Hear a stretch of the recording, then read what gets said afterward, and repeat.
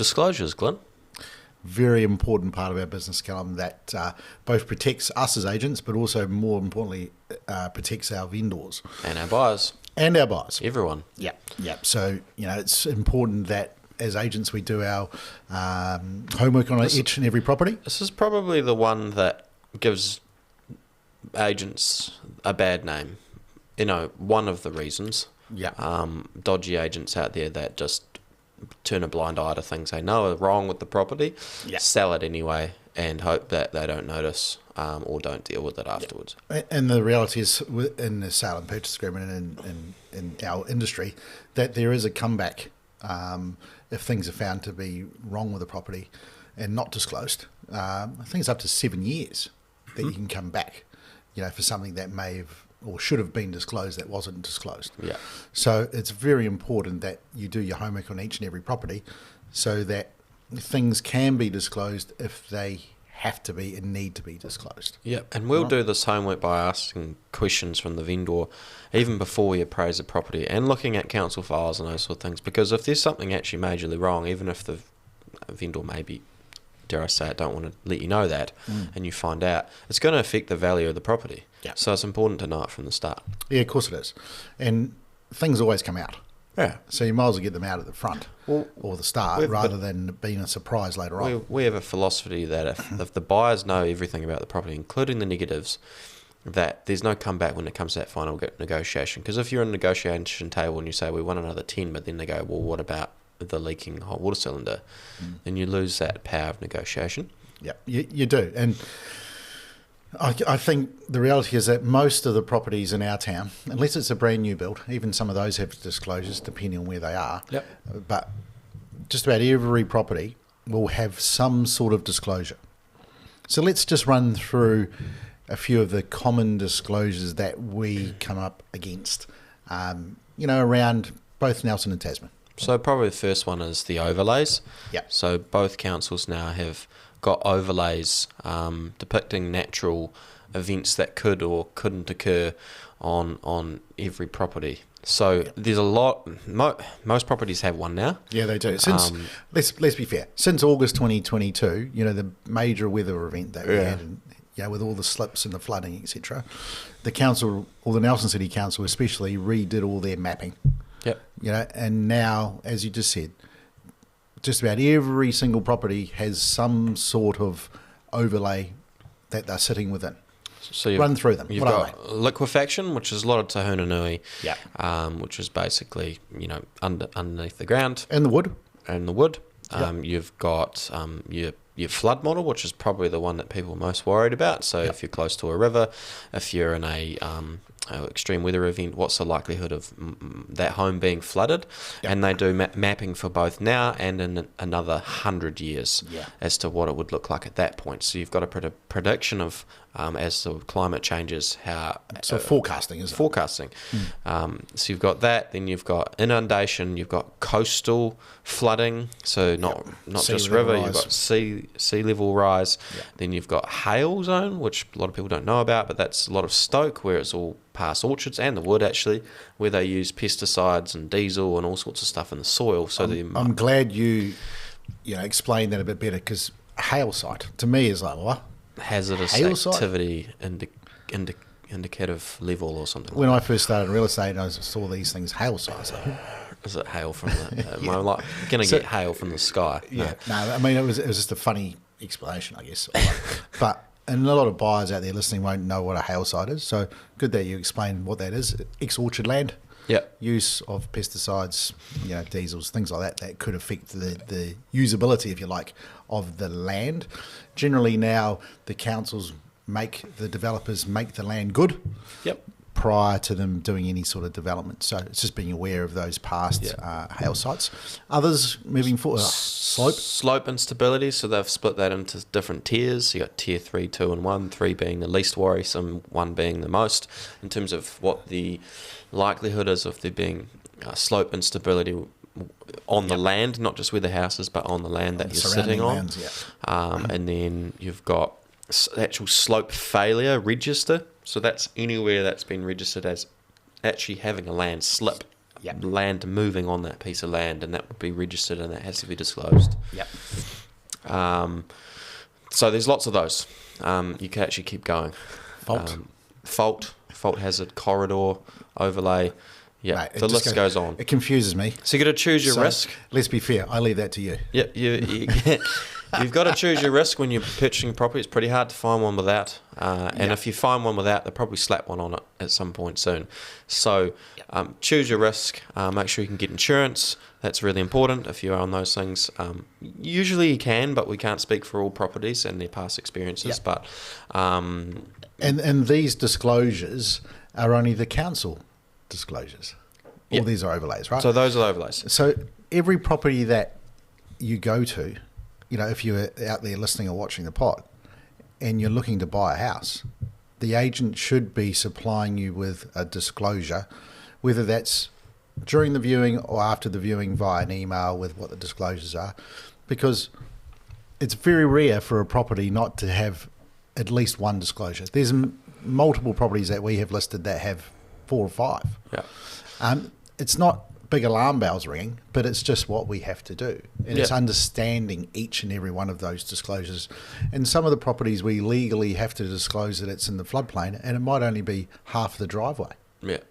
It's not where the house is, Yeah. but we still have to legally disclose it. Also, so disclosing past weather events that have actually happened, Yeah, not past predicted. flooding. Yeah. So, the garage flooded, or Well, the house is flooded. I mean, the house flooded. You had a laundry flood. Yeah. Your kitchen sink flooded, and we had to replace the floor. The Just hot tell water, them. hot water cylinder valve, Yep. failed and flooded the hallway. Yep. Whatever it is, Other things like roof leaks. Roof leaks, right? Unconsented works. That's a big one. Oh yeah. And I think people like to think they wouldn't do unconsented work, but you'd be surprised. A lot of people do. They just think, "Nah, I'll just do it." Don't just do it. Go pay the council the money, because that money that you spend will come back to you when you sell the property, because things are done properly. If you don't spend the money, it'll cost you tenfold in the value of the home. So you may have converted something within the home to, a garage. You might have converted that into a bedroom. an extra room, Yep. or you may have put an ensuite onto a master bedroom. Yep. Get these things consented, people, because if they're not, it's going to actually come back and bite you when you go to sell your property. It will. Because it has an adverse effect on value. Other things that we see, Building materials. building materials. But before we do that, people that build garages Yes. that aren't consented, Yep. get the consent. Yep. Otherwise, because we legally have to disclose these things that aren't consented. Yeah. If you don't want us to, we can't actually work for you. Yeah, we legally have to. Yep. Yeah, any unconsented work has to be disclosed. Yep.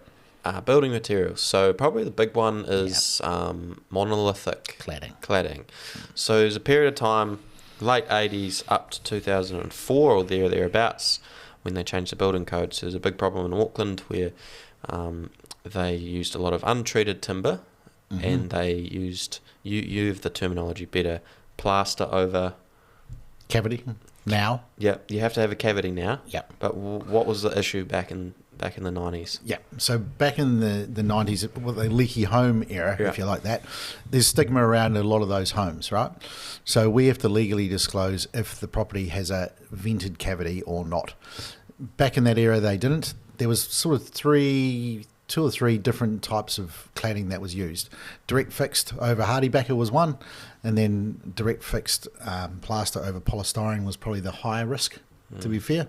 So the way they were built was there's building frame wrapped with a waterproof membrane, normally a waterproof paper, building paper, then polystyrene was adhered to the timber on top of that, and then the plaster just adhered straight to that. Yeah. All right, so cracking in that plaster, water gets in, nowhere for it to drain, nowhere for it to dry, sits, festers, if you want to call it, and then all of a sudden we've got rotting timber, and here we are. That's the leaky home syndrome, right? Yeah, and those homes often had to just be pulled down because it's just... Let's be fair, there's been more in Auckland than anywhere else. Yeah. There has been a few instances of them in our region, but very few, we're glad to say. But legally, as agents, we have to disclose what type of cladding a property has if it was built in that era. Yeah. So you should be getting a disclosure from an agent about the type of cladding if it was built pre-2004, when the building code changed to have a vented cavity, all the way to probably mid-1980s, to be fair, because that was the era of what we would call high-risk cladding. Yep. Other materials, duct squeeze plumbing, so that was 70s, 80s, so that's a black pipe, and we're not builders, but there's a black pipe that once it got older and it had bends in it, it would often just break and burst, and they were in your walls, and then you'd have an issue with leaking, and you might not know about it, and you start having issues with, again, rotting timber, etc. So duct squeeze plumbing, if it's not in good condition, it really probably needs to be replaced. Any builder will tell you that. So we have to tell potential purchasers if there is any evidence of that. So if you're looking at a 70s, 80s build, you should be looking out for that, and the agent should have done some research. Look at the council files, have a look under the house to check if it's got that piping, so you know what you're getting into. Again, plenty of houses with it that are absolutely fine. Correct. But there's the odd occasion where they're not, and there's been past experiences of leaks. And you need to know that. Asbestos is a big one. I was going to say asbestos is the next big thing. Yeah. Because we're getting to that, I guess, that timeline where a lot of the homes that were built in the 70s, Or way back to even 60s, 40s, they used it. Yeah, so pre-70s, if you want to say that. But let's be fair, it's still been used up even till the 2000s. Well, I actually asked the building inspector, when did they stop using it? And he said technically in 2016. Yeah. And maybe that's more in commercial buildings, but we've seen it right up to probably the year 2000 in houses that we've listed and sold. So even if you're going into a home and you're thinking, oh, it's built in 95, there won't be any asbestos, there might actually be a percentage somewhere. Yeah. So buyer beware, but also remember that you if you're buying anything in that period, you could have it somewhere. So you've got to pick your risk. I think it's becoming more forefront in mind now, because the houses that were built probably more in the 60s and 70s, where people are buying, they're wanting to renovate them. Yes. Asbestos is generally only becoming an issue, when you want to renovate, because you have to dispose of it properly. Yep. You have to get contractors in to dispose it properly. Yes. All right, so that adds to the cost. But it also, if you start chopping it up, that becomes a problem. Asbestos is fine until you want to chop it up and remove it. Yeah. As long as you keep it maintained well, painted, and that, it's fine. All right. It becomes an issue when you want to remove it. 9 times out of 10, we're not selling homes with it actually on the internal side, which is where you're generally wanting to renovate. It's usually in your eaves and your gable ends is a portion in those materials. And decomastic. But if it's inside and you want to renovate, that's when it becomes bigger. So those are probably the main sort of disclosures. Other little things are making sure all the chattels work. So that's something we're careful, make sure that, if it's an older oven and the clock doesn't work, we want to tell the buyers that, because last thing you want is you sell the house and the buyer moves in, the clock doesn't work and we didn't know. We want it replaced, the vendor's paying for it. Another good one's keys. Keys are a ripper, eh? Make sure you have a key for every door. If you don't, well, let's tell them. Keys are a ripper. Yeah. I don't know how many keys I've paid for. Yeah. Too many. You should ask the question, man. Yeah, that's my fault. Hand up. But the reality is, keys should be supplied for every door. If you don't have a key for every door, we just disclose it. Yeah. There is no key for the ranch slider door. Okay? People know that. It's the unknown which causes problems, people. It's the just be unknown. honest up front. We make sure that we've got all our disclosures on a disclosure statement. The buyers sign off that they've agreed that they accept those things. Yeah. So there's no comeback. Summit policy, all right, disclosure statement signed. And I would say 90% of our properties that we sell has a disclosure statement. Yep, just to cover everybody. Yep. So that's disclosures.